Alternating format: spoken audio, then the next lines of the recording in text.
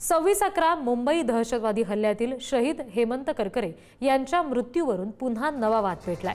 करकरेंना लागलेली बुलेट कोणती होती असा प्रश्न प्रकाश आंबेडकर यांनी उपस्थित केलाय। उज्ज्वल निकम यावर का उत्तर देत नाहीत असंही आंबेडकर म्हणाले। निकालात दातेंच्या बुलेटचा उल्लेख आहे, मग करकरेंचा का नाही असं आंबेडकरांनी म्हटलंय। हेमंत करकरे ह्या कोपऱ्यावरती राहत होते। कोर्टाचं जजमेंट तुम्ही जर वाचलं तर ह्या साळसकराला बुलेट कुठली लागली, कामतेना बुलेट कुठली लागली, हेमंत करकरेंच्या ह्याच्यामधनं बुलेट कुठल्या निघाला ह्याच्या कुठेही जजमेंटमध्ये उल्लेख नाही, एव्हिडन्स नाही। दातेचा तुम्हाला मिळतो, कामा हॉस्पिटलमध्ये दातेंवरती फायरिंग झाली ती सगळी मिळते, which is a true story त्या ह्याच्यामध्ये। आणि तुम्हाला